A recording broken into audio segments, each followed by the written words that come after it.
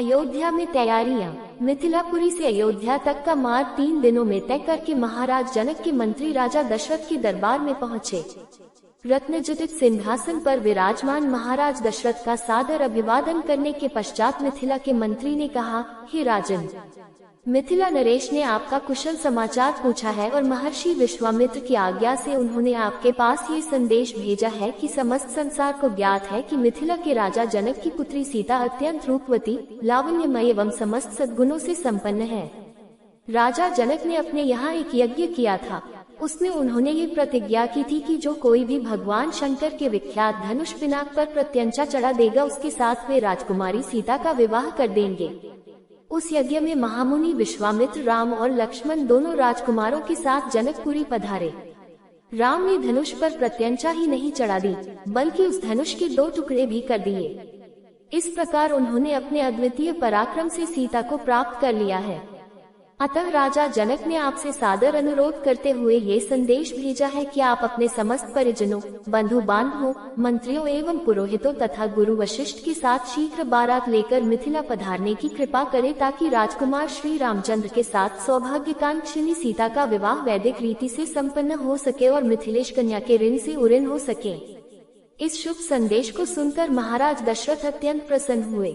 राम लक्ष्मण की कुशलता एवं अद्भुत पराक्रम का समाचार सुनकर उनका हृदय विभोर हो गया।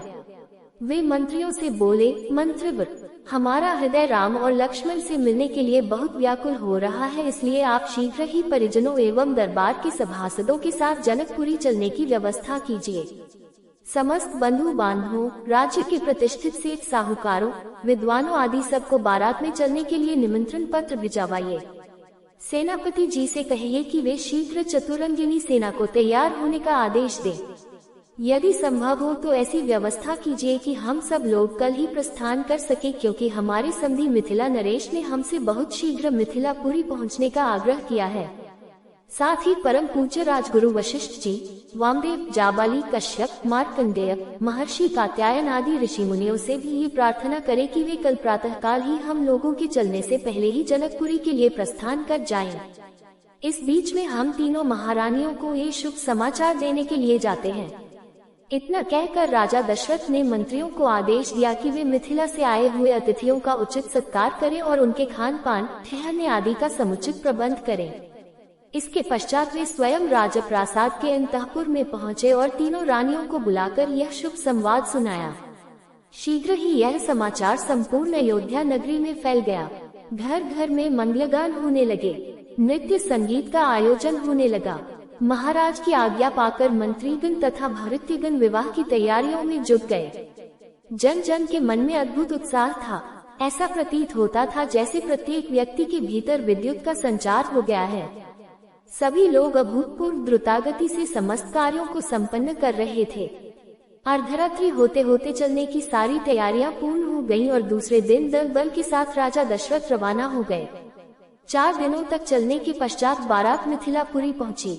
ये ज्ञात होते ही कि अयोध्या नरेश ऋषि मुनियों, मंत्रियों, परिजनों एवं अपनी संपूर्ण मंडली के साथ नगर के निकट आ पहुंचे हैं। मिथिला नरेश जनक अपने मंत्रियों, पुरोहित, मुनियों, विद्वानों आदि को साथ लेकर उनकी अगवानी के लिए नगर के मुख्य द्वार पर जा पहुंचे।